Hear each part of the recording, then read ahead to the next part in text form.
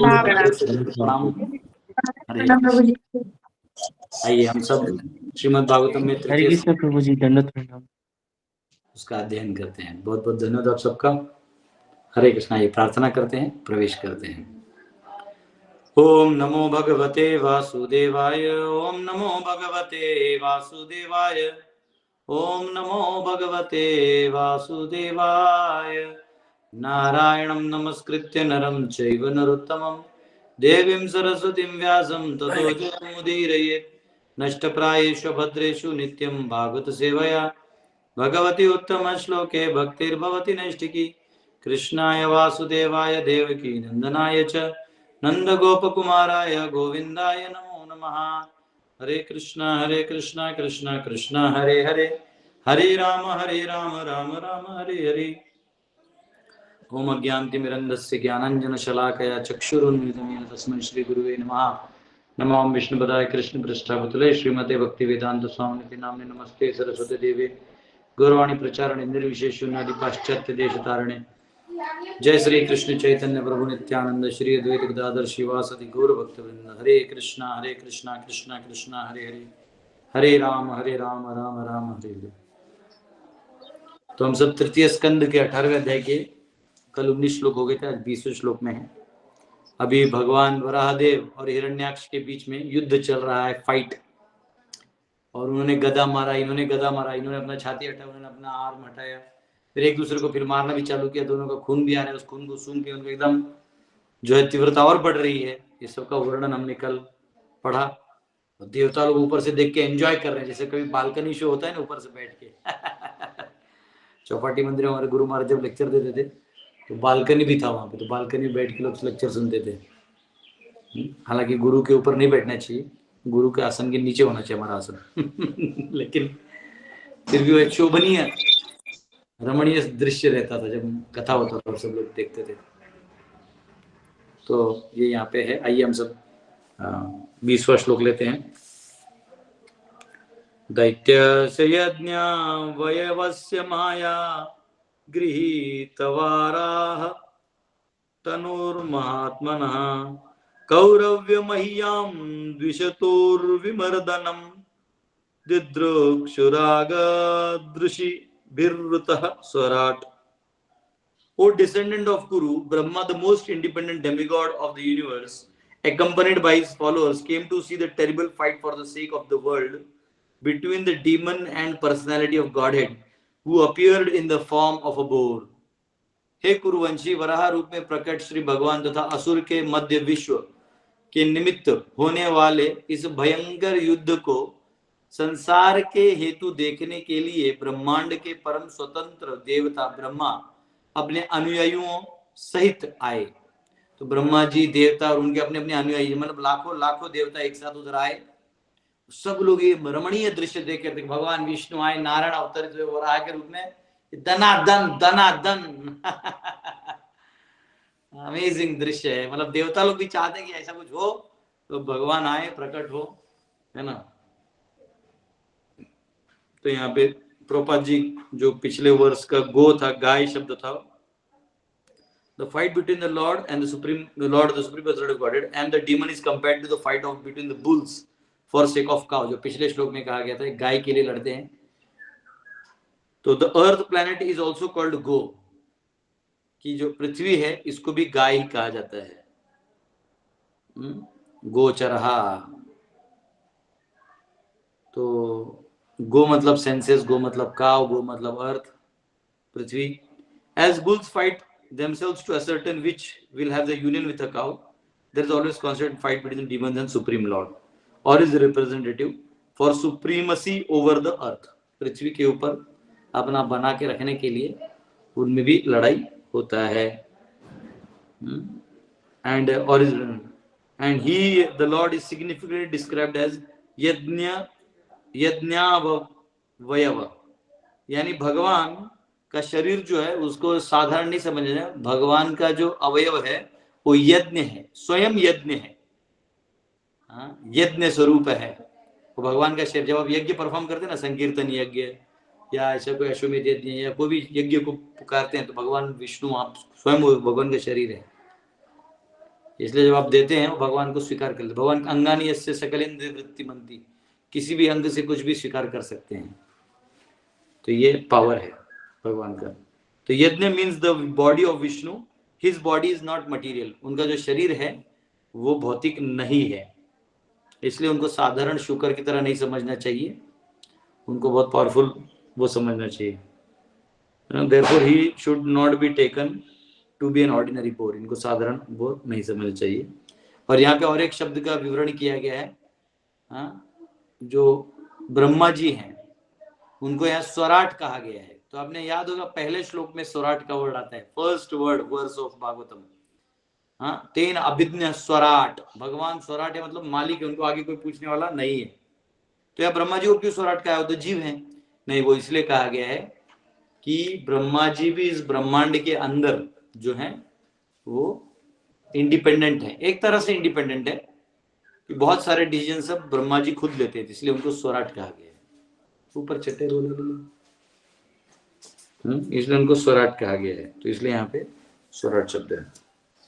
आचार्य के कमेंटर में इसमें कुछ ज्यादा है नहीं, सिंपल है। 21वां आसन्न शौंडी रमपेत साध्वसम कृत प्रतीकारम आहार्य विक्रमम विलक्ष्य दैत्यम भगवान सहस्त्रणी जगाद नारायणमादिसूकरम। After arriving at the place of combat, Brahma, the leader of thousands of sages and transcendentalists, saw the demon who had attained such unprecedented power that no one could fight with him. Brahma then addressed Narayana, who was assuming the form of a boar for the first time. युद्ध स्थल पहुंचकर हजारों ऋषियों तथा योगियों के नायक ब्रह्मा जी ने असुर को देखा, जिसने अभूतपूर्व शक्ति प्राप्त कर ली थी, जिससे कोई भी उससे युद्ध नहीं कर सकता था। तब ब्रह्मा ने आदि सूकर रूप धारण करके, ब्रह्मा ने आदि सूकर धारण करने के लिए वाले नारायण को संबोधित किया। हाँ, तो आदि सूकर रूप में जो प्रकट हुए भगवान नारायण, उनको संबोधित किया। अब इसका मतलब क्या था? वरादेव स्वयं भगवान नारायण, ये प्रमाण ब्रह्मा जी ने दिया है। यहाँ लिखा है ना, जगाद नारायणम आदि सूकरम, है ना। आजकल के बच्चे जब क्वेश्चन पूछते ना, तो ये कहाँ लिखा है, वो कहाँ लिखा है, लोगों के लिए वर्सेस नोट डाउन करने लायक है। नारायणम, भगवान स्वयं नारायण आए हुए हैं। यज्ञावयम मतलब यज्ञ अवयम, अवयम यानी अवययम ऐसा होगा, वो जो जिनका शरीर अंग ही यज्ञ है। भगवान वरादेव का जो बाल है ना, वही कुश ग्रास होता है, जो कुश का ग्रास बनता है, घास बनता है। भगवान जब भगवान वरादेव ने ऐसे किया था ना धरती पे आके, तो जो बाल गिरा था उससे कुश बना था और एक द्वीप बन गया उसे, कुश द्वीप। ठीक है। अब ब्रह्मा जी क्या कह रहे हैं सुनिए। जब वो पूरा देख लिया भगवान नारायण को इस रूप में आते हुए, अब वो क्या कह रहे हैं सुनो। ब्रह्मोवाच एष ते देव देवानां अंघ्रिमूलम् उपेयुषां विप्राणां सौरभेयीनां भूतानाम् अप्यनागसाम् आगस्कृद्धय कृदृष्कृन् अस्माद्राद्धावरोऽसुरः अन्वेषन् अप्रतिरथो लोकान् नटति कंटकः। Lord Brahma said, "My dear Lord, this demon has proved to be a constant pinprick to the demigods. The Brahmanas, the cows, and the innocent persons who are spotless and always dependent upon worshipping your lotus feet. He has become a source of fear by unnecessarily harassing them. Since he has attained a boon from me, he has become a demon, always searching for a proper combatant, wandering all over the universe for the infamous purpose." Brahma ji ने कहा, हे भगवान, यह राक्षस देवताओं, ब्राह्मणों, गौवों तथा आपके चरण कमलों में समर्पित निष्कलुष व्यक्तियों के लिए निरंतर चुभने वाला कांटा बना हुआ है। उन्हें अकारण सताते हुए यह भय का कारण बन गया है। उन्हें अकारण सताते हुए यह भय का कारण बन गया है। 2 बार आगे लिखते हैं, गलती से 2 बार टाइपिंग हो गया। मुझे वरदान प्राप्त करने के कारण, मुझसे वरदान प्राप्त करने के कारण यह असुर बना है और समस्त भूमंडल में अपनी जोड़ के योद्धा की तलाश में इस अशुभ कार्य में के लिए घूमता रहता है। तो ये जो असुर है, ये बहुत, मैंने ही इसको वरदान दिया, इसने बहुत गड़बड़ करके रख दिया है और इसलिए इसको तकलीफ है। इन सब भक्तों को तकलीफ देके रखा हुआ है। जो आपका नाम लेता है या यज्ञ करता है, इनको बहुत तकलीफ देता है, कष्ट पहुंचाता है, ब्राह्मणों को, गायों को। ये इसलिए आप जो हैं आए हैं हमारा, वी आर वेरी ग्रेटफुल। तो आप मैं ही वरदान देके, लेकिन इसके बाद भी वो हिरण्यकशिपु को भी वरदान देने वाले हैं। मुझे लगता है ब्रह्मा जी चाहते हैं या ब्रह्मा जी जानते हैं ना कि ये दोनों जय विजय हैं, तो इनका वध तो स्वयं नारायण को होना, तो दे देते हैं वर, ले वर, भगवान दिखाएंगे। रावण को भी वर किसने दिया? ब्रह्मा जी ने, कि ठीक है तुमको देवता नहीं मारेगा, अस्त्र नहीं, विष्णु का चक्र नहीं मारेगा। हाँ, ऐसे कहते विष्णु का चक्र टच करके जाता, रावण को नहीं मार पाता था, लेकिन वो मनुष्य का लेना भूल गए थे वरदान, कि मनुष्य नहीं मारेगा, तो मनुष्य भूल गया, तो राम जी मनुष्य रूप में आके उसको वध किए थे। तो यहाँ प्रभुपाद बताते कि सुर और असुर दो प्रकार के लोग होते हैं। सुर जो भगवान की इच्छा को पूरी करते हैं, असुर जो होते हैं वो भगवान की इच्छा के विरुद्ध काम करते हैं। देयर इज ए इंस्टेंस, यहाँ एक प्रभुपाद एक उदाहरण बताते हैं। There is a instance of a great devotee of Lord Shiva, मतलब वो कह रहे हैं कि कभी कभी असुर भी देवताओं की पूजा करके देवताओं से ही शक्ति लेते हैं गलत काम करने के लिए। There is an instance of great devotee of Lord Shiva who obtained a boon from Lord Shiva that the head of whomever he touched with his hand would come off its trunk. और मतलब वो आपको याद है कौन सा असुर था? वो असुर क्या नाम? भस्मासुर प्रभु जी। भस्मासुर। तो भस्मासुर क्या किया? वो तपस्या किया, शिव जी प्रसन्न हुए, तो बोलता है कि मुझे ऐसा वरदान दीजिए कि जो भी, ये भागवतम में आता है 10th कैंटो में, तो जो भी मेरे हाथ लगाए, जिसको भी मैं हाथ लगाऊं उसका सर 10 टुकड़ों में फट जाए और धड़ से अलग हो जाए। तो शिव जी प्रसन्न हुए, वरदान तथास्तु कर दिए। अब ये भस्मासुर इतना बदमाश था, पार्वती को प्राप्त करने के चक्कर में शिव जी के पीछे भागने लगा, मैं शिव जी के ही सर को हाथ लगा लेता हूँ। शिव जी इसका समझ गए, शिव जी भागे भागे भागे क्योंकि युद्ध भी करेंगे और सर को हाथ लगा ले तो मेरा ही वरदान है। तो कभी कभी अपने वरदान से वैष्णव परेशान हो जाते। वो गए, फिर वैकुंठ लोक में गए नारायण के पास। तो भगवान नारायण एक बालक के रूप में आए, उसको बोले, अरे असुर कहाँ जा रहे हो? बोले शिव जी को ऐसे ऐसा करने। बोले तुम पागल हो, तुम नहीं जानते हैं। अरे वो शिव जी वरदान देते, उनका आज तक कोई काम हुआ है? बताओ, आज तक कोई उनका वरदान या चेला कभी बड़ा बना है? नहीं होता है। ये सब इसमें मत गिर। तो उसको लगा ब्राह्मण है, सही बोल रहा है। बोले तुम्हें विश्वास नहीं हो रहा है ना, एक बार अपने सर को हाथ लगा तो कुछ भी नहीं होगा। वो मूर्ख था, अपने सर पे हाथ लगा लिया, फट गया। भगवान बड़े बड़े असुरों को ऐसे ही मार देते, वो कोई बड़ा युद्ध करने की जरूरत नहीं। तो देवताओं के जो उपासक होते हैं ना, उनका प्राय इच्छा ही ये होता है कि मुझे कोई सिद्धि मिले, पावर मिले, कुछ मिले जिससे मैं कुछ करके दिखाऊं। 24वां, मैनम मायाविनम तृप्तम दृप्तम निरंकुशम असत्तमम आक्रीड बालवद्देव यथा शिविशम उत्थितम। Lord Brahma continued, my dear Lord, there is no need to play with this serpentine demon, who is always very skilled in conjuring tricks and is arrogant, self-sufficient and most wicked.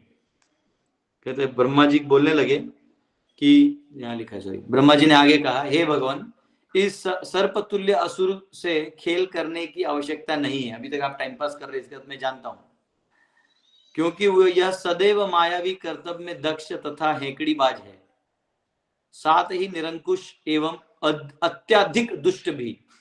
तो इसको छोड़ देंगे तो ये दुष्ट भी है। हाँ, वो लेके मेरे पास है नहीं, ढूंढ किधर? तो बाहर किचन में। तो ये बहुत ही दुष्ट है। ब्रह्मा जी भगवान को बता रहे, ये सर्प है, बहुत बेकार है, मतलब परेशान करता है, आप इसके साथ खेल रहे मत खेलिए, को खत्म कर दीजिए, ब्रह्मा जी का कहना है। तो यहाँ प्रभुपाद लिखते हैं, no one is unhappy when a serpent is killed. एक सांप अगर मारा जाए वो विषैरा होता है तो कोई दुखी नहीं होता। It is a practice among village boys to catch a serpent by tail and play with it for some time and then kill it. उसको मारने से पहले खेलते हैं थोड़ा पूंछ पकड़ के। हमारे यहाँ बच्चे पकड़ लेते हैं, जैसे नॉर्मल स्कूल के बच्चे तो डर जाएंगे, लेकिन हमारे बच्चे हैं बहुत सारे जैसे पकड़ लेते सर साहब भी बोलते हैं गांव का बच्चा है। एक गांव है कोई भारत में शायद, वहां कोबरा रहता है। उधर कोई वो किसी भी आदमी को नहीं काटता है और लोग कोबरा के साथ अपने घर पे खेलते हैं, कुछ कोबरा करते नहीं। पता एक गांव है, वीडियो देखा था। ए प्लेस तो भगवान भी क्या किए, इस असुर के साथ ऐसे ही खेल रहे थे। ब्रह्मा रिक्वेस्टेड हाउएवर, क्योंकि ये विकेट है और बहुत ही भयंकर है, ये अच्छा अनवांछित है, तो कृपया करके आप इसको खेलिए नहीं, इसको त्वरित ही मार दीजिए। 25वां, नयावदेश वर्धेत स्वाम, नयावदेश वर्धेत स्वाम वेलाम प्राप्य दारुणः स्वाम देवमायमास्थाय तावज्जह्यागमच्युत। Brahma continued, my dear lord, you are infallible. Please kill this sinful demon before the demoniac hour arrives and he presents another formidable approach favorable to him. You can kill him by your internal potency without doubt. Brahma ji ने आगे कहा, हे भगवान आप अच्युत हैं, आप कृपा करके इस पापी असुर को इसके पूर्व की आसुरी घड़ी आए और यह अपने अनुकूल दूसरा भयंकर शरीर धारण कर सके, आप इसका वध कर दें। निसंदेह आप इसे अपनी अंतरंगा शक्ति में से मार सकते हैं।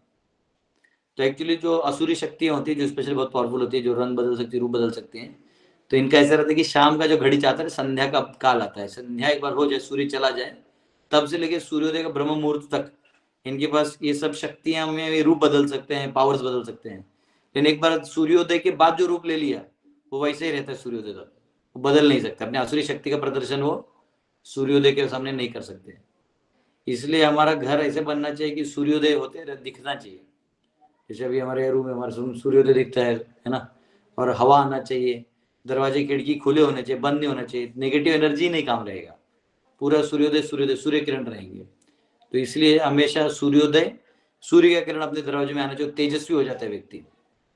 तो यहाँ पे आसुरी शक्तियां जो है वो काम नहीं करती। तो इसलिए आप कृपया करके समय जाने से पहले आप कर दीजिए। हालांकि हम जानते हैं कि आप अपने अंतरंग शक्ति इसको कभी भी मार सकते हैं। 26वां, ईशा घोरतमा संध्या लोक छम्बट्टकरी प्रभो उपसर्पति सर्वात्मन सूराणाम जयमावह। My lord, the darkest evening which covers the world is fast approaching. Since you are the soul of all souls, kindly kill him and win victory over the demigods. हे भगवान, संसार को आच्छादित करने वाली अत्यंत अंधेरी संध्या वेला निकट आ रही है। चूंकि आप सभी आत्माओं के आत्मा हैं, अतः आप इसका वध करके देवताओं को विजयी बनाएं। आप सभी आत्माओं के आत्मा हैं। कैसे आत्मा है? तो आत्मा का भी आत्मा होता है परमात्मा, यानी इस आत्मा को भी जो चैतन्य शक्ति वो अंश रूप है ना, कौन देता है? भगवान ने प्रदान की है। तो इसलिए वो एक तरह से आत्मा मीन्स, आत्मा वर्ड का मीनिंग होता है ड्राइविंग फोर्स। यानी जैसे कोई घर है, घर में पिताजी हैं, वो मेन कमाने वाले हैं, तो उनको कहा जाता है घर के मेन पुरुष है या मेन आत्मा है। हालांकि तत्व में आत्मा इज स्पिरिट, लेकिन आत्मा जो है वो होता है जो शक्ति स्वरूप है। अब उसके बाद समझो ये ब्रह्मांड है, तो ब्रह्मांड में आत्मा कौन है? तो ब्रह्मा जी सब संचालित करते। एक प्रकार से ब्रह्मा जो है हिरण्यगर्भ हुए, वो आत्मा हुए। लेकिन इस पूरे ब्रह्मांड को संचालित कौन करता है? तो गर्भोदक्ष है विष्णु, उनके अंडर एक क्रिएशन आता है। वही रख दो बेटे, यहाँ रख दो नीचे, यहाँ इसे इधर टेबल पर रख दो इधर। तो वो आत्मा हो गया। अब इस पूरे मटेरियल क्रिएशन को कौन चलाता है? तो महाविष्णु, तो वो उसकी आत्मा हो गया। आत्मा यानी ड्राइविंग फोर्स। तो इस शरीर के अंदर एक हम आत्मा है, जो आत्मा है हमारा, साइड में परमात्मा है। तो परमात्मा जो है वो एक्चुअली मृत्यु जब आती है ना, तो आत्मा नहीं जाता, परमात्मा इस शरीर का कंट्रोल छोड़ देते हैं। तो आत्मा तो वैसे ही कंट्रोल नहीं रहता, वो तो दिया रहता है, परमात्मा ने सैंक्शन किया होता है। तो इसलिए मृत्यु जब आता है तो उसका आप रोक नहीं सकते, आत्मा कितना भी कर ले नहीं रोक सकता। ऐसा इसलिए आप आत्माओं की आत्मा हैं, आप जानते हैं सब कुछ। आप कृपया करके अब देरी ना करें, आप इसका वध कर दें। 27वां अधुनैषोभिजिन्नाम योगो मुहूर्तिको यगात् शिवाय नस्त्वं सुहृदामाशु आशु निस्तर दुस्तरम। The auspicious period known as Abhijit, which is most opportune for the victory, commenced at midday and has all but passed. Therefore, in the interest of your friends, please dispose of this formidable foe quickly. तो ये जो auspicious period है अभिजीत का, ये आ चुका है और अभिजीत नक्षत्र में बहुत शुभ होता है। अगर अभिजीत से एक नक्षत्र पहले यानी 27वें नक्षत्र में अगर किसी का जन्म हो जाए तो उतना 27 दिन उसका पिताजी उसके बच्चे का चेहरा नहीं देखते, और 28वें में वो जो अभिजीत, तो वो जो है वो व्यक्ति बहुत दिव्य होता है और बहुत पावरफुल, उधर विक्ट्री है, यश है। तो कहते हैं वो अभिजीत नक्षत्र भी आ चुका है 28वां। तो आप क्या करिए, कृपया करके आप इसको अभी, वो उसी के 27 के अंदर ही 28वां होता है, एक्चुअली डिवीजन में 27 हो जाते हैं, 28वां कहा जाता है। तो कृपया करके आप इसको अब दया, हमारे दोस्तों, हम तो आपके मित्र जैसे, तो हमारे पे दया करिए, आज जल्दी जल्दी इस दुश्मन को खत्म करिए। ये जो लेक्चर है ना कि हमें सबको समभाव देखना चाहिए, वो सब ठीक है, अभी आप फिलहाल इसको खत्म करिए, इसका तो हम देख लेंगे समभाव। 28वां दृष्टया त्वां विहितं मृत्युम अयं सा असादित स्वयं विक्रम्यैनं मृधे तत् हत्वा लोकान आदेहि शर्मणि। This demon, luckily for us, has come of his own accord to you. His death ordained by you. Therefore, exhibiting your ways, kill him in the duel and establish the world in peace. तो कृपया करके इसको वध कर दीजिए। और सौभाग्य से यह असुर स्वेच्छा से आपके पास आया है, अपने खुद ही से आया है, और आपके द्वारा ही इसकी मृत्यु विहित है, और आप इसे अपने ढंग से युद्ध में मारिए और लोकों में शांति स्थापित कीजिए। तो ऐसा हो गया है। इससे हमारे जो 18वां अध्याय समाप्त हुआ। अब जो हिरण्याक्ष को अगले अध्याय में मर जाएगा, कैसे मरेगा और क्या क्या करेगा अगले अध्याय में देखेंगे। वैसे ले सकते हैं, लेकिन मुझे लगता है थोड़ा सा अध्याय नया है, तो थोड़ा सा उसको मजे में लिया जाए, है ना, कल लिया जाए। और अब मेरे बहुत सारे कमिटमेंट खत्म हो गए, अब मैं सिर्फ फंड कलेक्शन, एग्जिस्टिंग गुरुकुल्स और ये सब में लगा हूँ। यही काम करना पड़ेगा अभी 4 महीना। ये सब में से किसी को कोई क्वेश्चन है प्लीज पूछ सकते हैं। प्रतिभा माता, आप प्लीज पूछ सकते हैं। कृष्ण प्रभु जी, ये आपका दीक्षा का नाम क्या हुआ? कैसे? पालिका देवी दासी। पालिका माता जी की जय। बताइए पालिका माता जी, क्वेश्चन पूछिए। बहुत दिनों से आप छुट्टी में थी, क्लास में नहीं आई थी। नहीं, वो पता कुछ गड़बड़ हो जा रहा था। हम तो डेली क्लास में आते हैं, क्लास में आते हैं डेली। कैसे पता चला मुझे बताइए? वो तो पता चलेगा ना, आप देखेंगे नहीं तो कैसे? आप तो देखते हैं। तो कुछ दिखता है मुझे, तो सिर्फ 4 जो सामने दिखते वही दिखते। परमात्मा। अच्छा अच्छा। आप भी तो गायब हो जाते हैं तो हमारा पूरा दिन डिस्टर्ब रहता है। क्या करेंगे, अभी बहुत सारे सेवाएं हैं माता जी। ऐसा लगता है कि अब जीवन में कुछ है नहीं, जब सुबह का क्लास आपसे नहीं सुनते हैं तो। हाँ, अभी पता नहीं भक्ति है कि एडिक्शन है, लेकिन जो तो भी है भक्ति अच्छा का है। एडिक्शन तो रहेगा ना प्रभु जी, भक्ति में एडिक्शन तो रहेगा ही, भक्ति से होना चाहिए। Yes yes yes, agreed. Yes, पूछिए एडिक्शन माता। सही दिशा में होना चाहिए। कह रहे हैं कि नरसिंह आरती कभी भी गा सकते हैं, जब भी मन हो, कि फिक्स टाइम होता है? तीनों काल में, कभी भी, दिवस में, संध्या में, सुबह में, रात में, कभी भी गा सकते हैं। भगवान का नाम को लेने के लिए तत्रार्पिता नियमित स्मरणेन कालः। इसका काल से कोई बंधन नहीं। कोई नक्षत्र में, कोई राशि में, कोई स्थिति में आप हरि का नाम ले सकते हैं, वो सर्वोपरि है। शुद्धम अपाप विद्धम।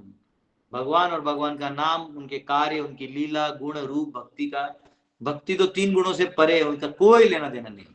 बाकी जितना है कर्म कांड, योग इत्यादि योग है, इनका सबका अपना अपना समय है। बाकी जो कर्म कांड है इसको समय लगता है कि प्रहर होता है, उसी प्रहर में यज्ञ करेंगे, भूखा रहना होगा ये। लेकिन भक्ति का कोई भी कर सकता है, कभी भी कर सकता है, किधर भी कर सकता है। हरि बोल। हरे कृष्णा। यस, हरे कृष्णा। हरेंद्र माता जी भक्ति करने के लिए आपके आश्रम में आ सकते हैं मिलने के लिए। क्यों नहीं आ सकते? भक्ति कहीं भी हो जाती है, आश्रम में आएगा तो सेवा भी करना पड़ेगा। यहाँ सिर्फ भक्ति सेवा नहीं भी करना, करेंगे। लाना है कुदाल, जमीन खोदना है, पेड़ लगाना है, सेवा करना है, बच्चों को पढ़ाना है, खाना बनाना है। आ जाइए, कभी भी आइए, स्वागत है। काम कर लेंगे। हाँ, आइए आइए कभी भी। यस, हरिंद्र माता जी। जैसे ये जो अज्ञात भय होता है, ये कैसे दूर है हमारे पड़ा?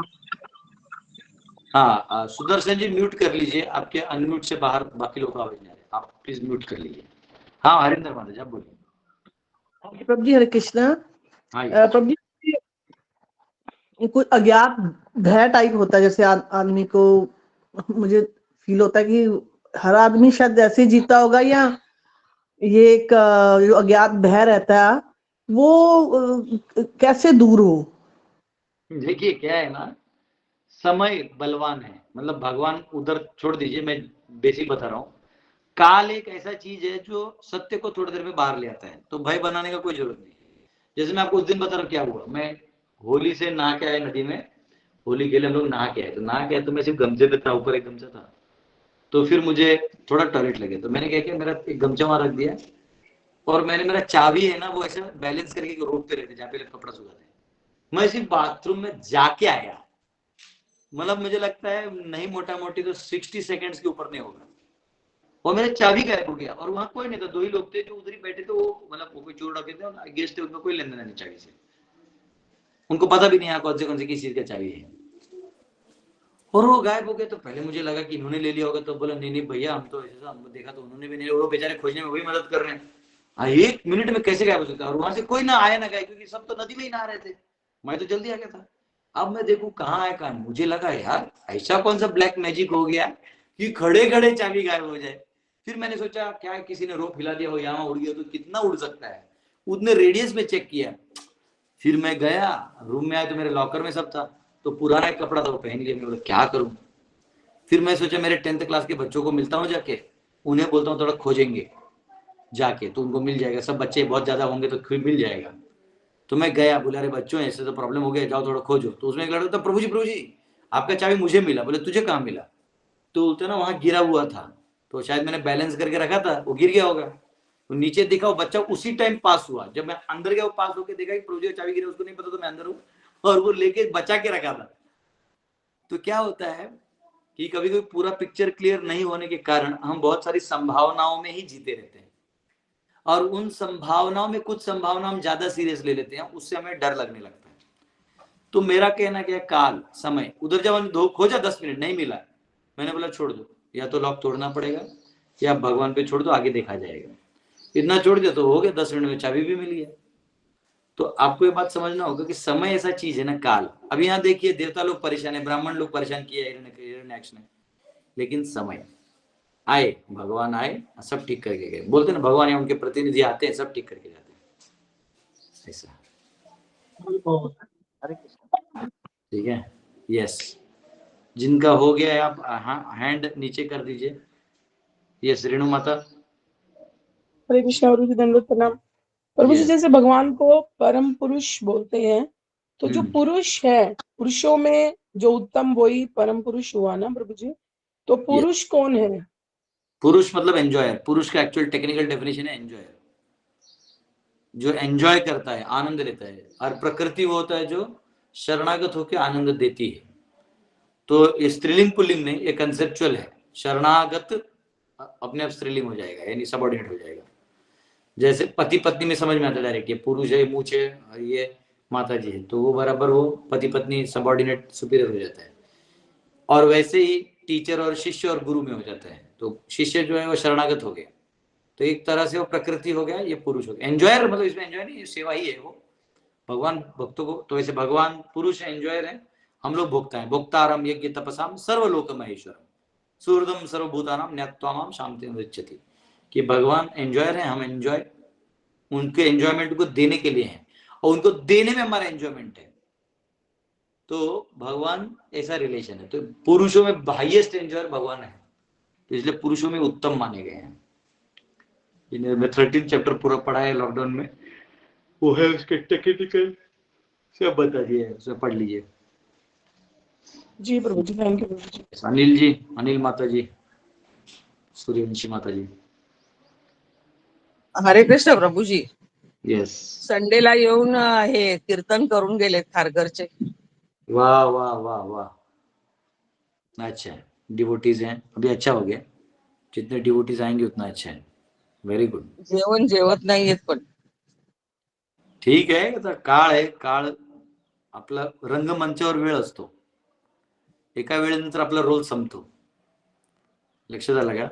आणि तो एक दिवस तुमचाही येईल, माझाही येईल, आपल्या नंतरच्या येणाऱ्यांचा येईल, तर खेळ संपत नाही, खेळ परत सुरू होतो, नवीन रंगमंच मिळतो। त्यामुळं आपण आपली मानसिक तयारी करायची, बाकी काही नाही। बाकी बाकी सत्य बदलत नाही, काळ कोणालाच सोडत नाही, आजही सोडलेलं नाही। काळ आपला काम करत राहतो। तेवढ्या वेळात पेपर असतो ना 3 तास, 3 तासाचे शेवटचे 2-3 मिनिटं उरले का आपण कसं फटाफट लिहायचा प्रयत्न करतो, सगळं आठवायला पण लागतं, पण लिहायला वेळच राहत नाही, असं आहे सगळं। तर असू दे, जे आहे आपण आपलं कर्तव्य केलं की नाही, बाकी आपलं हो, मग आपण मनात घ्यायचं नाही, ठीक आहे? हा, येस हरे कृष्ण. येस, जिग्नेश जी। तुम्ही बोलला तर थोडासा आधार येतो ना, काय करणार आहे? थोडं बरं वाटतं, थोडा आधार वाटतो. यस यस यस, जिग्नेश जी। हरे कृष्ण प्रभु जी, दंडवत प्रणाम। हम्म, प्रभु जी, एक क्वेश्चन नहीं था, लेकिन एक चीज जानना था ऐसा कि मतलब मैंने नरोत्तम दास ठाकुर जी का एक भजन सुना था, उसमें एक लाइन था कि मीन्स वो बोलते हैं कि मैं घास के तिनके को अपने दांतों के बीच में दबा के भगवान आपको पुकारता हूँ। दंते और मैंने एक और त्रिणधारी गौरा डाकी है यस तो प्रभु जी। मार, कृपा कोरी एसो आमार हृदय मंदिरे, যদি দয়া না করিবে পতিত দেখিয়া, পতিত পাবন নাম কিসের লাগিয়া, পড়েছি ভব তুফানে নাহিক নিস্তার, শ্রীচরণ তরণী দানে दासे कोरो पार, श्री कृष्ण चैतन्य प्रभु दासेर अनुदास, प्रार्थना करो ये सदा नरोत्तम दास। उसमें नरोत्तम दास ठाकुर कहते हैं, मैं दांत में तिनका लेके आपको शरणागत हो जाता हूँ, आप पतितों को उद्धार करने वाले, और मैं वो पतित हूँ। यस, पूछिए, आपका क्वेश्चन क्या है? प्रभु जी, फिर एक और भी मैंने एक फोटो देखा था, मतलब इसके रिलेटेड ही है कि उसमें महाप्रभु खड़े हैं और एक डिवोटी उनको दंडवत प्रणाम कर रहे हैं, वो और सनातन उन्होंने अपना गोस्वामी, जनेऊ, वो सनातन हाँ गोस्वामी। यस प्रभु जी, और उन्होंने मीन्स अपना जनेऊ ऐसा मुंह में दांत में पकड़ के रखा है। तो मुझे ये मतलब समझना था कि इसका जनेऊ मतलब नहीं क्या है होता है वो, कि दांत में, तिनका है, जनेऊ नहीं पकड़ा है, तिनका, दास का तिनका है, जनेऊ नहीं। लेकिन प्रभु जी इसका मतलब क्या होता है, मतलब दांत में पकड़ के रखना मतलब क्या वो दिखाना चाहते हैं इससे? ह्यूमिलिटी है, विनम्र भाव है। सनातन अच्छा गोस्वामी कहते हैं चैतन्य महाप्रभु को, के आमी के अमार तापात्रे, हाँ, मैं कौन हूं, क्यों मैं इस कष्ट को भोग रहा हूं। वो प्राइम मिनिस्टर थे नवाब साहब हुसैन शाह का, प्राइम मिनिस्टर छोड़ के बोले कौन हूं मैं और क्या मेरा ये बचा है। तो वो एक विनम्र भाव होता है। जब आप गुरु के पास जाते हैं तो छाती चौड़ा करके नहीं जाना होता है, हाँ? जैसे हम लोग टंकी से पानी लेते थे, वो पानी भरा हुआ टंकी ऊपर रखते हैं और उसका नल ऑन करके नीचे से आप पानी पीते हैं। आप ऊपर चढ़ जाओगे तो पानी नहीं मिलेगा, पानी देख सकते हो, मिलेगा नहीं। तो गुरु के पास जाओगे और बोलोगे कि पढ़ाओ मुझे, मैं आ गया हूं, तो ऐसा नहीं पढ़ता है कोई। जाना होगा, बोलो गुरु जी मैं शरणागत हूँ, आप मुझे आज्ञा दीजिए, मैं ये विद्या को प्राप्त करना चाहता हूँ, मैं आपकी सेवा करना चाहता हूँ, खत्म कहानी। उसके बाद गुरु बोलेंगे वैसा करो, पूरा फेथ रखो, वो करा देगा। आप ट्रेन में बैठते हो, वो जनेऊ नहीं देखो, घास का तिनका है, आप जनेऊ वो सॉरी आप ट्रेन में बैठते हो तो ट्रेन में थोड़ी आप पूछते हो वंदे भारत ट्रेन आई लाइसेंस है क्या ये है क्या, नहीं मालूम है सरकार ऑथराइज्ड है तो बैठ जाते हो, सरकार का जनेऊ। वो देखो वो जनेऊ ऑलरेडी उनकी छाती में है, ये जो है वो घास का तिनका है, वो ऐसा कनेक्टेड टाइप लग रहा है, वो कनेक्शन इधर से हो ही नहीं सकता क्योंकि जनेऊ इस साइड से पहनते हैं और ये घास इधर है, ठीक है।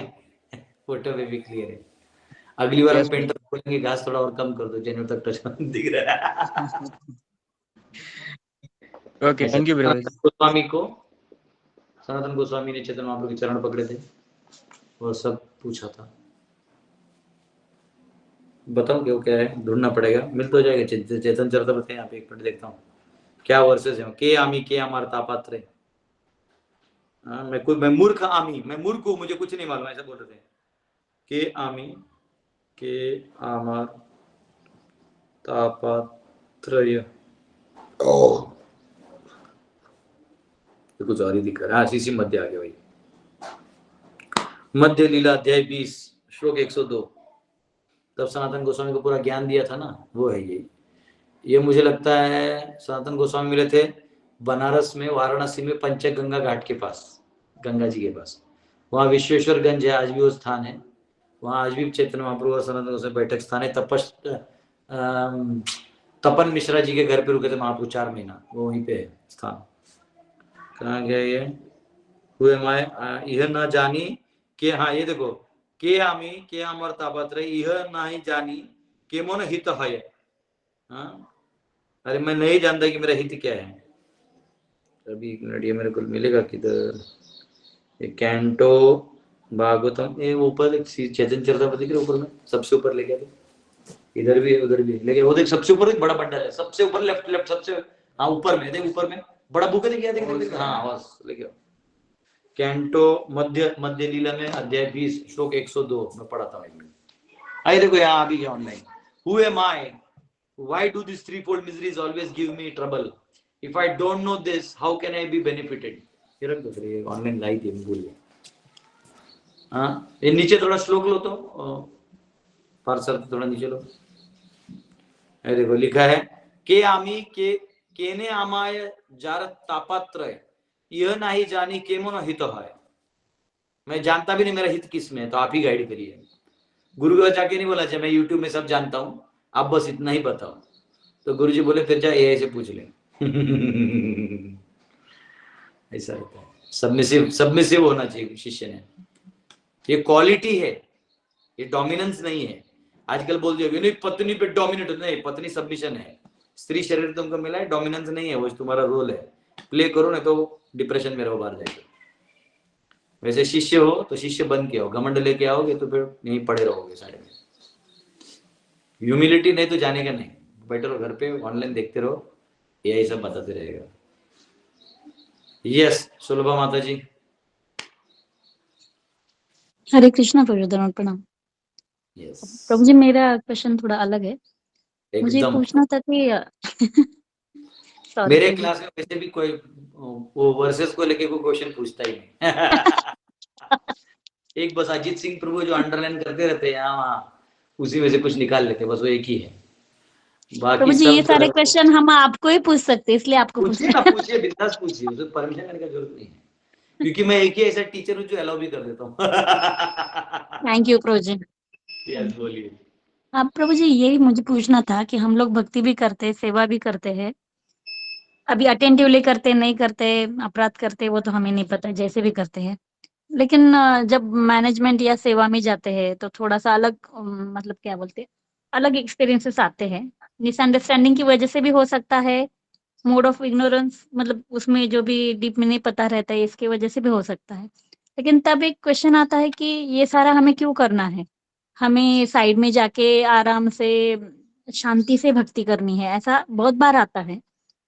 तो आपको भी देखते हैं तो आप लगता है कि इतना अच्छा आप, मतलब वर्णाश्रम फॉलो करके जैसे तैसे मतलब कर रहे हैं, लेकिन आपको भी मैनेजमेंट में मतलब ऐसे होता है कि कभी कि ये क्या है ये सब, मतलब और देखिए भक्तों के लिए कौन सा पॉजिटिव एनवायरनमेंट रहेगा कि उसमें सच में उनको ब्लिसफुल लगेगा भक्ति प्रोजेक्ट। ऐसा है, अभी आप गर्मी में बाहर जाएंगे तो पसीना आएगा नहीं आएगा बताइए, हाँ बराबर। आप बाहर जाते समझो धूप में, बाजार में कुछ काम करने के लिए, कुछ सामान लाना है, आप चले गए धूप में, तो आपको पसीना आएगा नहीं आएगा? आएगा। तो आप क्या करते हैं? रुमाल लेके पोंछ पोंछते देते हैं। हैं ना। आप बाहर जाते हैं, आपको भूख लग गया, आप कुछ तो लोग के खाओगे ना। भक्त में छोड़ दो, भक्त अभी भक्त अभक्त की बात नहीं करो, एक स्टैंडर्ड एक व्यक्ति की प्रोटोकॉल बता रहा हूँ। एक नॉर्मल क्या करता है, वो एक एक्शन करने के लिए जाएगा तो एनवायरमेंट का एक रिएक्शन आपके ऊपर आएगा। आप ठंडी में जाओगे तो आपको स्वेटर पहन के जाना पड़ेगा, क्योंकि आपका शरीर है ना, तो शरीर को बैलेंस करना है। तो शरीर का अस्तित्व बनाने के लिए आप तो तोड़ जोड़ करते हैं कि नहीं करते हैं? एज ए डिवोटी, डिवोटी अगर आप कहीं जा रहे हैं तो क्या आपको धूप आना बंद हो जाएगा, पसीना आना बंद हो जाएगा? नहीं। तो आप क्या करोगे? जो अभक्त करता है रुमाल लेके पोंछता है, हाँ, आप भी वही वही। करोगे। तो मेरा कहना है, वो उसको भूख लगता है तो वो अपना आइटम खाता है, आप भी अपना आइटम खा ही लेते हो। हाँ। फल खरीद लेते हो, कुछ खरीद लेते हो, कुछ तो अपने आइटम खा लेते हो आप भूख लगा के। में जा रहे हो, 20 घंटा कहीं ट्रैवल कर रहे हो, हर बार तो घर किचन तो होगा नहीं, कुछ तो आप ऐसे लेके खाओगे ना जो आपके लेवल का है, प्रैक्टिकल रहना होगा। तो अब क्या है, ये एनवायरमेंट में पीपल भी है, एनवायरमेंट भी है, फिर पीपल भी है, लोग भी तो हैं। आपको ट्रेन में बस में जा रहे हो लेटे से, अब बस में तो क्या वो सब जो बस में होने वाली चीज होता ही रहता है। आगे उठ गो, ये मासा सीट है, हमें रिजर्वेशन किए गए, गाली बसली वो होगा। अब उसका मुंह थोड़ी आप लॉक कर सकते हो माता जी का, या कोई टिकट वाला आएगा बोले उठिए इधर किसी और का रिजर्वेशन है, या उठिए नहीं तो ये बस आपका नहीं, आपका बस उधर है, ये है वो है। तो ये सब प्रोबेबिलिटी है जो होने ही वाला है, इनमें से कुछ ना कुछ होगा। तो आप पहले ही मेंटली रेडी रहते कि मैं बस स्टैंड जा रहा हूं, बस स्टैंड में ये सब मेरे साथ होना है, बात समझिए। तो आप भक्त भी हैं तो क्या बस स्टैंड के रूल्स आपके लिए बदल जाएंगे? नहीं। बस स्टैंड को चलाने का एक प्रोटोकॉल है, बसेस होने चाहिए, उनमें डीजल होना चाहिए, ड्राइवर होना चाहिए, टिकट कलेक्टर होना चाहिए, गाड़ी पे पार्टी लगा होना चाहिए, उधर शौचालय होना चाहिए, हजारों चीजें हैं। तो ये सब होगा ही होगा। बीच में वो कोई बस में चढ़ जाएगा और टिकट भी चेक करेगा, इसका मतलब ये नहीं कि उसको अपने आदमी पे फेथ नहीं है। लोग फ्रॉड करने के चांसेस है तो खुद आके वो चेक करेगा, हाँ दिखाइए, अगर बच्चा नहीं निकाले तो उसको फाइन मार देंगे, अगर इसने ये नहीं निकाला उसको नौकरी से निकाल देंगे। तो वो सिस्टम को मेंटेन करने के लिए एक सिस्टम है। अब समझ में आया? अब इसमें आप भक्त हैं या अभक्त हैं, सिस्टम वैसे ही रहेगा। तो मंदिर जो है, कोई भी ऑर्गेनाइजेशन, चाहे उसको आप कोई भी नाम दे दो, आप उसको दे दो, आप उसको कुछ भी दे दो, क्या नया नाम दे दो, आप अक्षय पात्र दे दो, लास्ट में आपको हमेशा ध्यान रखना चाहिए कि वो सिस्टम है। भक्ति इससे पहले भी आप कर रहे थे, सिस्टम को एनहांस करने के लिए आपने मेहनत किया, वो मेहनत भी एक तरह से भक्ति था, क्योंकि आपने उस सिस्टम को बनाया जिससे आगे और भक्त बनेंगे। परंतु वो सिस्टम भक्ति के स्टाइल से नहीं चलेगा, वो सिस्टम जो अपना रनिंग मेथोडोलॉजी है वैसा ही चलेगा। जैसे बस अड्डे में बस मैनेजर जो होता है, लास्ट में उस एरिया का मैनेजर होता है, उसके दिमाग में बहुत टेंशन रहता है कि बसेस आ रहे हैं, टाइम पे जा रहे हैं ना, पंक्चर हो गए तो क्या करना है, बैकअप में 4 गाड़ी करनी है। स्कूल के लोग अगर ट्रिप के लिए मांगते हैं तो हमको कब देना चाहिए, कहाँ नहीं देना चाहिए, कौन सा ड्राइवर घाटी पे चलाता है, कौन सा ड्राइवर जमीन का पक्का है। तो ये मैनेजमेंट का हम क्या करते हैं, हमारी भक्ति को, भाव को लेके व्यवस्था में घुस जाते हैं, और हमको लगता है कि भाव की जो तरंगे हैं भक्ति की, वो व्यवस्था में भी आएंगी, वो व्यवस्था में नहीं आएंगी। इसलिए दोनों को कंपैटिबल बनाना है, इंटीग्रेट नहीं करना है। यानी मंदिर का मैनेजर है, उसे अब जैसे मुझे ये पौधे लगाने हैं, अब मैंने प्लान बनाया कि मैं 200 पेड़ लगाऊंगा, तो मेरे यहाँ पे कुदाल उदाल ये सब रखा है। आपको आगे बोला, अरे प्रभु जी आप तो कथा करते हैं ना, भागवत कथा और रामायण कथा कर रहे हैं, आप ये क्या रखे हैं? तो भाई ये सेवा है ना, इससे तो मुझे गार्डन बनाना है, ये मुझे मालूम है, जो बाहर रख देते मेरे बच्चे इसको कहाँ फेंक देंगे पता नहीं है, किसी से दान लेके मैंने इसको लाया है, तो मैं जानता हूँ मेरे रूम में तो सेफ है। तो इसका व्यवस्थापन कोई आगे पूछे, प्रभु जी नहीं ऐसे कैसे हो सकता, आपकी तरह यहाँ रस्सी रखा हुआ है, बोर्ड में तो एक भी श्लोका नहीं लिखा है, इधर तो ये लिखा है बाउंड्री वॉल कितना होगा, तो टेम्पल ब्रिक कितना लगेगा, आटा सीमेंट कितना लगेगा। अब ये देख के आपको क्या लगना चाहिए, अरे प्रभु जी भगवान के लिए एक बड़ा अच्छा पॉन्ड बना रहे हैं, वाह वेरी गुड।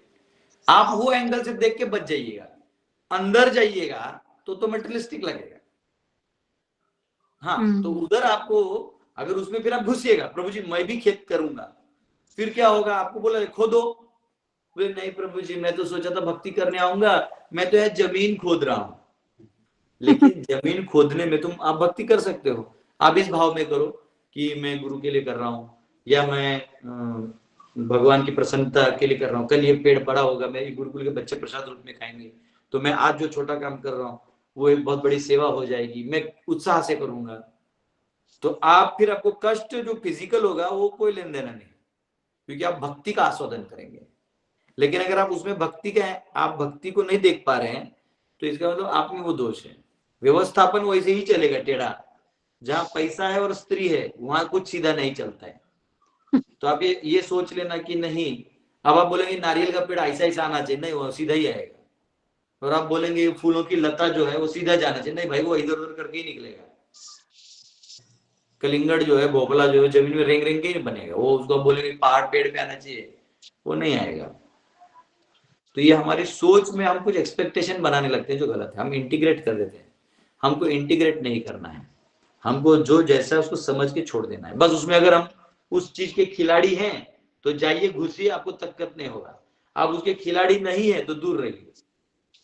आप बोल सकते हैं प्रोग्राम में व्यवस्थापन में हमारा ज्यादा दिमाग चलता नहीं है, हमको कुछ सेवा दे दीजिए, बोले ठीक है मध्य स्टॉल पे खड़े रहिए और जन्माष्टमी के टाइम में यहाँ पे जो आएंगे उनका चंदन लगाइए, तो आपको अच्छा है, आप वो चंदन लगाने का सेवा करिए। आप उस पर ध्यान दीजिए कि मैं और चंदन कहाँ से लाऊं, जिससे अगर 1000 लोग भी आते तो मेरा चंदन कम नहीं गिरना चाहिए और लाइन में लगना चाहिए, मैं स्टैंप लेके लाती हूँ, लगा देती हूँ।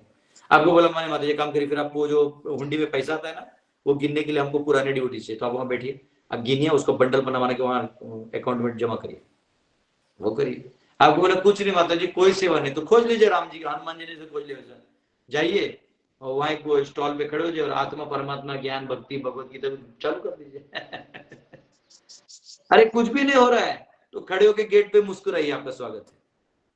वो बोलेगा ये थैंक यू, उसको थोड़ी मालूम है व्यवस्थापन ने आपको रखा है नहीं रखा है। वो गेस्ट आ रहा है, उसको तो लग रहा है कि भाई मुझे उधर Hare Krishna duties are so nice, मेरा उधर माता जी लोगों ने बहुत स्वागत किया, आई फेल्ट सो नाइस, मुझे अंदर जाते ही बहुत आंसू आ गए। अब उसको नहीं मालूम है कि मैनेजमेंट ने आपको जबरदस्ती नहीं रखा था सेवा में। तो आपको सेवा करना है तो आप कैसे भी करिए, और हट्टी हो जाइएगा तो कौन रोक लेगा, क्या माय मैनेजर का माइका लाल है जो रोक देगा, कोई रोक नहीं सकता। नहीं प्रभु जी, मेरा सॉरी प्रभु जी आपको डिस्टर्ब मेरा सवाल आपको पूछे, अब नया सवाल जो मैं समझा नहीं, बताइए। नहीं, मेरा क्वेश्चन ये था प्रभु जी कि तो मैं नहीं हूँ कोई मैनेजमेंट में, लेकिन क्या होता है ना हम लोग रहते हैं वो कांग्रेगेशन में, तो इधर उधर से बहुत डिस्टर्बिंग चीजें कान में जाती है एक्चुअली, और मतलब नहीं कि वो उतना टाइम पास हो जाता है ऐसा जो भी है। तो मैं सीधा क्वेश्चन मेरा ये है प्रभु जी कि जितना आप जैसा आपका सेटअप सिंपल है बहुत, तो जैसा हमारा सेटअप है, तो उसमें मुझे ऐसा लगता है कि आपके यहाँ पे कॉम्प्लिकेशंस और ये सारी चीजें कम होंगी, ऐसा मुझे लगता है, पता नहीं मुझे। दो चीजें हैं, अगर इसमें भी कॉम्प्लिकेशन हो जाएगा और वो भी सरल बन जाएगा, उसका वो सिस्टम रॉन्ग फॉलो कर रहे हैं। जैसे मैंने आपको अभी पढ़ाया नहीं मैंने, लेकिन जब अर्थशास्त्र पढ़ाऊंगा तो आता है इंपीरियलिज्म, कॉलोनियलिज्म, कैपिटलिज्म, कम्युनिज्म, है ना, डेमोक्रेसी, मोनार्की, एनार्की, ये सब अलग अलग तरीके हैं। तो प्रोपद कृष्ण भी बोलते हैं I among rulers I am monarch, मैं राजशाही हूँ। कल ही मैंने उदयन राजे भोसले का एक वो देखा, वो बोल रहे थे कि मैंने भी वो किया है, तो बोल रहे थे तो ये लोकशाही हटा और राजशाही लाओ, और इसलिए मैं वोट नहीं देता क्योंकि मैं उनको अपना राजा मानता हूँ, भले वो जैसे भी है ना, उनको लोग कुछ भी बोले, पर मैं जानता हूँ मेरा राजा जिंदा है भाई, छत्रपति शिवाजी की लाइन में हम राजा के एंटर है, बाहर में क्योंकि वोट देना ही नहीं है, हमारे राजा से डील कर लेंगे। यहाँ भी जो हम क्या करते हैं, यहाँ भी जो राजा है सिल्ली के, उनको बुलाते हैं हम जन्माष्टमी को, is very common man now, मैंने बुलाता हूँ उनको, बोला आप राजा जो भी है।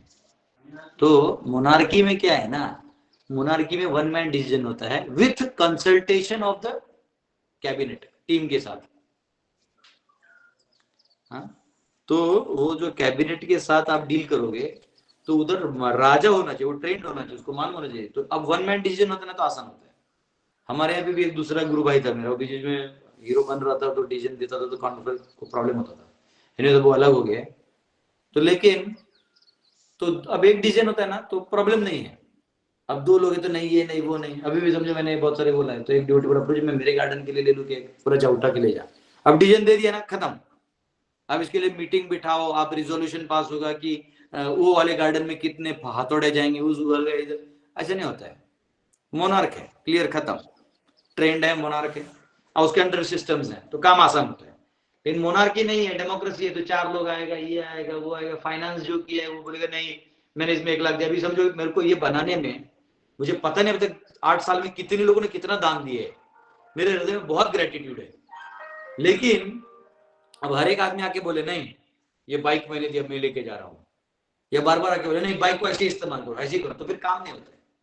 हमने दान दे दो, दान दे के थोड़ा हट जाओ, क्योंकि यहाँ सिस्टम में 1000 प्रकार के लोग हैं। मेरे न्यू यंग बॉयज लेके उसको गिरा देंगे, तो भाई मैं रिपेयर करूंगा ना, आप लोड मत करो। मेरा बाइक नहीं गिरा है, वो अपने दान दे दो, तो मेरा मत रखो। तो क्या होता है सिटी सिस्टम में, स्पेशली आप जहां रह रहे हैं, वहां डोनर जब डोनेशन देता है ना, तो कैपिटलिस्टिक मॉडल है, वो मोनार्की मॉडल नहीं है। तो कैपिटलिस्टिक मॉडल में क्या होता है, वो आपको दांव पेच में, क्योंकि कैपिटलिस्टिक हमेशा झूठा बोलता है, वो झूठे के बनते बनते वो आपके ऊपर बन जाएगा। आपके जो साधु लोग हैं ना, गुरुजी लोग, उनके ऊपर वो बैठ के डिसीजन देगा। तो साधु गुरु के, साधु जो जब धंधे वाले के नीचे आ जाएगा, तो उसको झूठ मूठ सीखना पड़ेगा उसके साथ। वो बोलेगा ऐसे करेंगे हम लोग, ऐसे फंड लाएंगे, आप लोग ऐसे रहो, बुक डिस्ट्रीब्यूशन का वो करो, ताकि हम लोग स्कूल लू बनाए। तो फंड का अभी मैंने कल देखा कोई तो टेम्पल का 31,000 रुपीज कलश, अभी रामनवमी में। मुझे पता है कलेक्शन का तरीका है, प्रभात ने कब लिए थे 31,000 रुपए कलश का। प्रभात बोले डोनेट करो, आप कलश क्या करना है, भगवान का अभिषेक करो, उसमें कीर्तन में मजा है। लेकिन आप कलश रख दोगे, 31,000 में से समझो 5-10,000 का आपने कलश दे दिया चांदी का, वो क्या करेगा, आचार कर डालेगा वो, लेकिन उसके काम का भी नहीं है वो। अब वो बाद में आप उसे 20-25,000 रुपए एक्स्ट्रा उठा लिए। उस फेस्टिवल में हमने किया क्या, बहुत भी खिलाए तो आदमी 50-60 हजार के ऊपर नहीं खिलाते जितने इनका क्राउड आता है, क्योंकि खिचड़ी तो खिलाते हैं, सबूता फीस्ट खिलाते नहीं। अब बोलते हैं इन लोगों को जो आप दोगे उनको गोविंदा रेस्टोरेंट में दोगे, यानी एक आदमी के पीछे आप 1000 रुपए भी खर्चा करते हो, तो 4000 भी खर्चा 4 परिवार के लोगों पे, बोले इतना मेनू खिलाते अपने 1000 रुपए आइटम का, तो भी 6 और 4 10 या 12,000 गए, तो फिर भी तुम्हारा 20,000 30,000 रुपए, 30 में से 20,000 रुपए बच गया आपका, 15,000 बच गए। तो ये क्यों ले रहे हो वापस? और फिर गरीब बोलेंगे ना कि अरे ये लोग तो सिर्फ अमीर लोगों का है।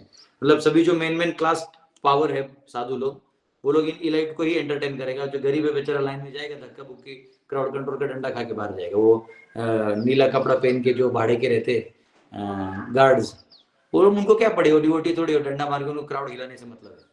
अब बताओ वैष्णव आए हैं आपका मंदिर का दर्शन करें, पिछवाड़े में डंडा खा रहे, देखो ये कैपिटलिस्टिक मॉडल है।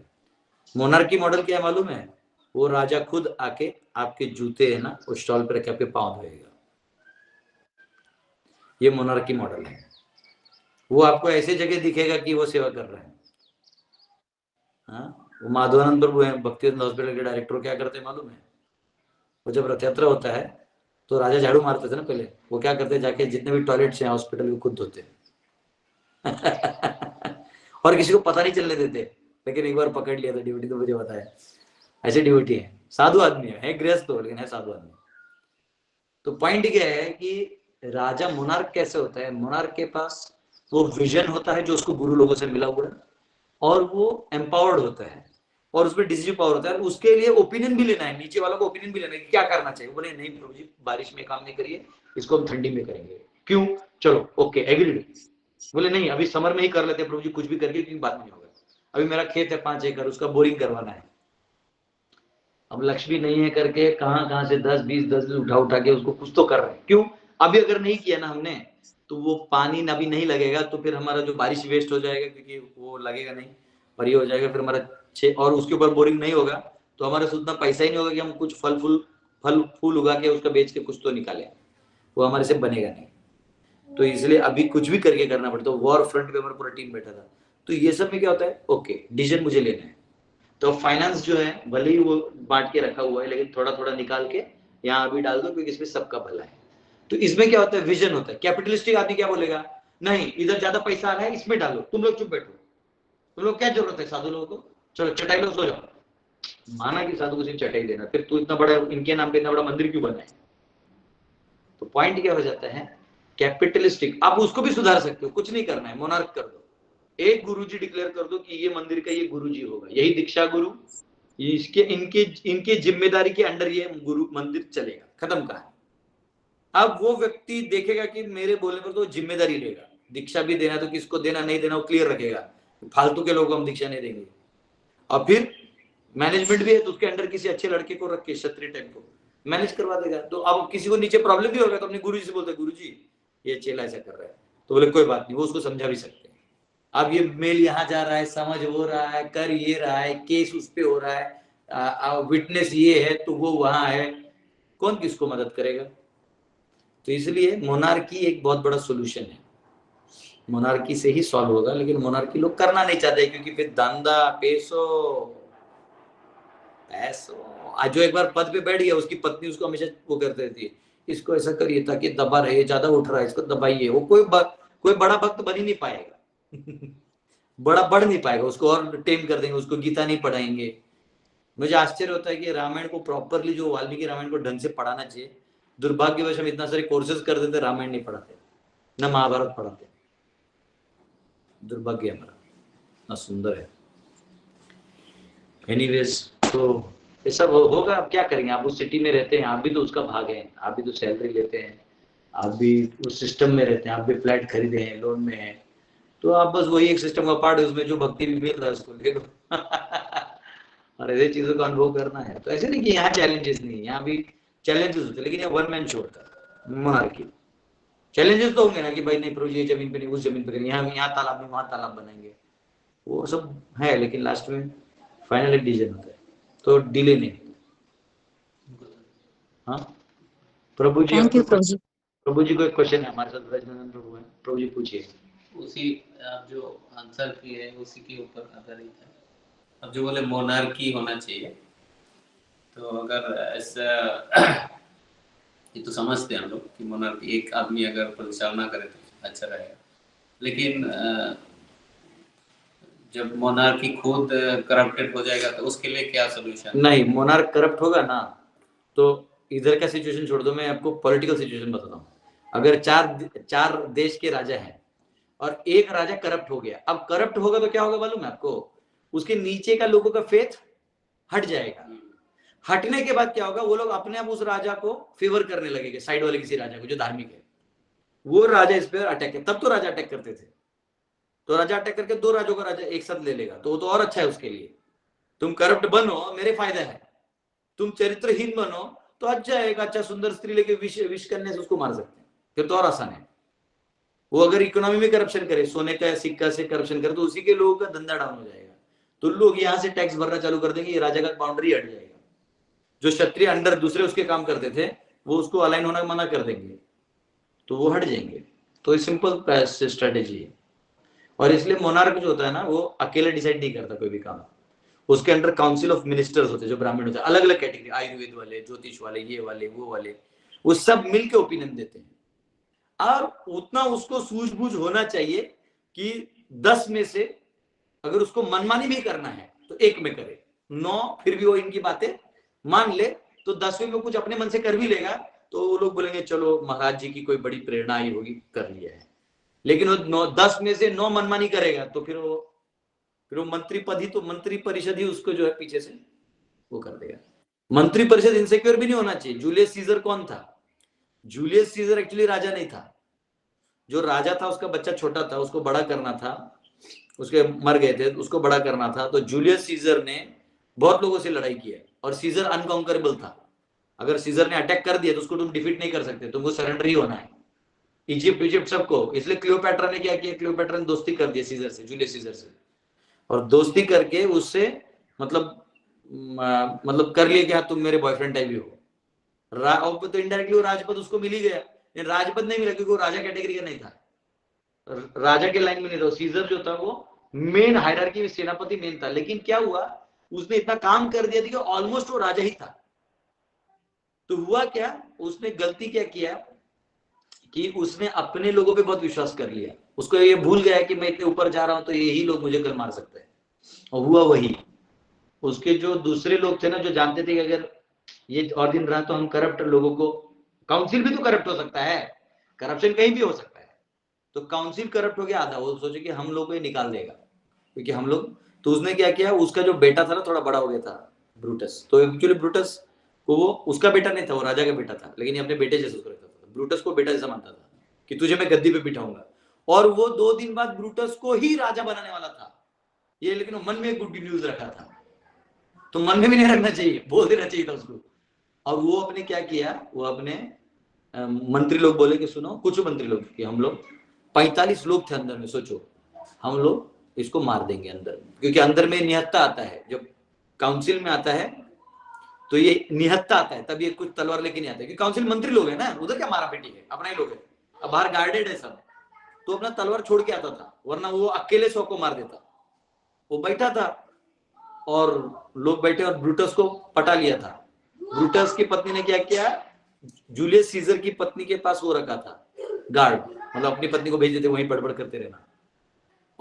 और ये बात, जूलियस सीजर की पत्नी एक्चुअली जूलियस सीजर से लड़ाई करती थी, क्योंकि उसका क्लियोपेट्रा से अफेयर था, तो मन से वो बुरी थी। लेकिन आज भी बोलते हैं कि कैरेक्टर में जूलियस सीजर की wife was spotless, one's life should be spotless like seizures wife, ऐसा बोलते हैं लोग, कि इतना होने के बावजूद उसने कोई गलत काम नहीं किया। तो सीजर की वाइफ क्योंकि वो थोड़ी प्योर थी, उसके अंदर में लगा कि आज मेरे पति के साथ कुछ होने वाला है, उसको ऐसे विजन आने लगे, वो भागी। जब तक वो भागी तो 45 लोग, मतलब मंत्री परिषद में बात करते सब नजदीक आने लगे, उसको समझा नहीं रही नजदीक क्यों आ रहे, और थोड़ा ही सेंस कर रहे, अपने लोगों पे विश्वास था, और ब्रूटस भी वही कर, तो भाई जिसके लिए कर रहा हूं वो भी वही है, और मेरे को क्या, मैं तो सेनापति रहूंगा। आके उसको आगे पीछे 45 लोगों ने छोटा छोटा डैगर निकाला, खचाखच खचाखच सबने भोंक दिए। सीजर इतना पावरफुल था कि उसके बाद भी वो इन 45 को काट सकता था, लेकिन जब ब्रूटस ने मार दिया ना, तो भी बोलता ना, यू टू ब्रूटस, बोले तूने भी मार दिया। मतलब अब वो किसके लिए करे, मतलब इन 45 को मार के नया मंत्री परिषद बना सकता है, पर जिस ब्रूटस को ही मार दिया, जिसको राजा बनाना है, तो ये तो ऐसा हो गया ना कि तुम जिसके लिए जीवन भर लड़े उसी को तुमने मार दिया, तो उसने मृत्यु स्वीकार किया। तो जब वो मारा तो वहां कोई नहीं खड़ा था, सब भाग गए थे, सब जान गए थे कि अब इसके एक दो जो लॉयलिस्ट हम लोग को मारेंगे। तो वो उसके बाद ये भागते हुए आया, क्या बोलते उसको, फिर वो लेडी भागती हुई आई, हाँ वो जानती थी कि अब देखा तो मर गया, तो ब्रूटस को मुंह दिखाने लायक बचा नहीं, तो क्लियोपेट्रा का दूसरा बॉयफ्रेंड था मार्क एंटनी, वो आके रिवेंज लिया इसको ब्रूटस को कुछ मिला नहीं, वो टंडन गोपाल। इन पॉइंट ये है कि ये मोनार्की एक अलग सिस्टम है, पर मोनार्की में फायदा क्या होता है कि कोई टैक्स नहीं भर रहा है, उसको डर किसका है, राजा का है। अभी डर क्या है, ये आज इलेक्शन में कल इसको प्राइम मिनिस्टर बना देंगे, तो ये अच्छा नहीं है ना, कुछ भी काम नहीं कर पाएगा, अब निर्णय लेना है तो नहीं होता है। वैसे टेम्पल्स में भी प्रॉब्लम है, फंड्स तो आ गए, अब फंड्स अकाउंट्स में रखा है, अकाउंट्स वाला रिलीज नहीं कर रहा है, अब उसके लिए बड़ा मीटिंग होगा, मीटिंग में जानबूझ के आपको नहीं देना है तो आपके ऊपर फॉल्ट लगा देंगे कि नहीं, आज लास्ट टाइम आपने हमको 1000 रुपए दिया था, आपने बिल नहीं भरा, अरे भाई भूल गया हो। राजा को कंसिडरेशन कर सकते हैं, नहीं नहीं मेरा अच्छा आदमी है, भूल जाता है कि भोलू है ये, थोड़ा उसके स्वभाव का भी वो ध्यान रखेगा। सिस्टम तो ध्यान नहीं रखेगा, सिस्टम से बोलेगा चलो तुमने नहीं भरा तुम भागो। जैसे औरतों को कभी कोर्ट में खड़ा नहीं करना चाहिए, लेकिन ये डेमोक्रेसी वाले खड़ा कर देते हैं। राजा कभी औरतों को नहीं लाने देगा दरबार में, कभी नहीं। वो राजा जो है वो लेडी के पास जाएगा कि माता क्या आपने ऐसा कोई काम किया था, समझे। हाँ दंड उसको भी हो सकता है, लेकिन स्त्री को दंड क्या है मालूम है, उसको फिर अलग दंड है, ऐसा मारना या उसको ऐसा करना, जेल में डालना ना। ये जो स्त्रियों का जेल है बंद हो जाएगा जिस दिन पांडव सेना खड़ा होगा। स्त्रियों को जेल में नहीं डाला जाता, क्योंकि स्त्रियों का स्वभाव ही चंचल होता है, उनके हाथ से चंचल काम में कोई ना कोई पाप होना ही होना है, इसलिए उनको मर्यादा में रखने के लिए वर्णाश्रम है, ऐसा है। यस माधुरी माता। हरे कृष्ण प्रभु जी। प्रभु जी, सीसी के मध्य लीला में वो रामानंद राय की जब मुलाकात यानी जब बातचीत चल रही है, तो उसमें ये आया कि जो चारों रस में जो वो आस्वादन करते हैं, तो उसमें कुछ कुछ कमी बताई है, जैसे विश्वास की, स्नेह अधिक की, ऐसे, तो वो नहीं समझ में आया मुझे। उसके लिए अलग से लेक्चर लेना पड़ेगा माता जी, ले लेंगे कभी, ठीक है, क्योंकि वो खोल के पढ़ना पड़ेगा, उसमें डिटेल में जाना पड़ेगा, वो डायरेक्ट मेमोरी में टच नहीं। मुझे मालूम है क्या रस में क्या है, लेकिन क्या है फिर ऑनलाइन जाता है तो थोड़ा पढ़ के ही बोल देना ज्यादा अच्छा अभी मेरा एक इंस्टाग्राम में वीडियो गया, उसको 36 घंटे में 2 मिलियन व्यूज चले गए एक दूसरा है, उसको ऑलमोस्ट 8 लाख 9 लाख लोगों ने देखा है। तो क्या अभी टेंशन है कि गलत कुछ बोल दे तो ट्रोल मार देगा लोग मेरे को। अजीत सिंह प्रभु की जय हो। प्रभु जी ने कुछ तो नोट्स में से निकाला है, बोलिए प्रभु जी। रामानंद पोषण। चलो ठीक है, कोई क्वेश्चन नहीं है। हरिंदर माता जी आपका प्लीज पूछिए। मोनार्की और डेमोक्रेसी की बात और हरिंदर माता जी का ओपिनियन ना हो ऐसे कैसे हो सकता है? बोलिए माता जी। कि डेमोक्रेसी में ये देखने को मिला कि नोबडी इज डिसीजन मेकर, गोल गोल हाँ। गोल गोल तो कम से नहीं, कम डिसीजन मेकर है वो छुपा हुआ है, बैंकिंग सिस्टम में। आप नोट इस्तेमाल करना बंद करिए, अपना चावल दाल उगा के खाइए। आप बोलिए ना हमको बैंक में पैसा डालना है निकालना है, जो तुम्हारा है रख लो, जाओ। रास्ते पे आ जाएगा आपका कटोरा लेके आपके पीछे का, नहीं मैडम प्लीज अकाउंट खोल दीजिए, रहिए बैंकिंग में। आ गया वो दिन, बहुत नजदीक आ गया। अभी जो फर्जीवाड़ा है करने बैठेगा। यस अभिनव जी। दंडवत प्रणाम प्रभु जी, हरे कृष्ण। यस ये देखिए, क्षत्रिय ना जागे मेरे लेक्चर से तो क्या हो मेरे फायदे लेक्चर का।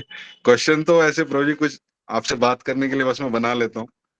और प्रभु जी बस जस्ट आपको थैंक्स करना है, that I am very lucky to have you. प्रभु जी क्वेश्चन ये था कि जैसे कभी फेथलेसनेस है, कभी फेथ है, और कभी भगवत नाम से संग से ऐसा जी करता है कि और आगे बढ़ते जाएं और आगे बढ़ते जाएं, बट कभी कभी वो मन के ऊपर दबाव उससे बहुत बढ़ता है। तो ये ऐसा एक नेचुरल प्रोसेस है कि इसमें कुछ हमें डिसाइड करना चाहिए कि मैं इतना करूंगा, इतना नहीं करूंगा, इससे आगे नहीं बढ़ूंगा, या फिर लिमिटलेस हमें अप्रोच करना चाहिए? आपको परमात्मा हृदय में है प्रभु जी, आपको वहां से इंट्यूशन मिलते रहेगा हर काम में, उसको थोड़ा फॉलो करना है। हर बार ज्यादा पूछताछ नहीं करनी है, थोड़ा इंट्यूशन भी लेना है। राइट प्रभु जी, थैंक यू प्रभु जी, thank you so much. Hare Krishna. ठीक है, कल मिलते हैं हम लोग। हरि बोल। जय श्रीला प्रभुपाद की इच्छा। हरि बोल प्रभु जी, दंडवत प्रणाम प्रभु जी, हरे कृष्ण। प्रभु जी दंडवत प्रणाम। हरे कृष्ण प्रभु जी, दंडवत प्रणाम। हरे कृष्ण। हरे कृष्ण प्रभु जी। हरे कृष्ण प्रभु जी, कोटि कोटि दंडवत प्रणाम। जय श्री राम। हरे कृष्ण प्रभु जी, दंडवत प्रणाम। जय श्री कोटि कोटि प्रणाम। हरे कृष्णा। हरे कृष्ण प्रभु जी, दंडवत प्रणाम। हरे कृष्ण प्रभु जी, दंडवत प्रणाम।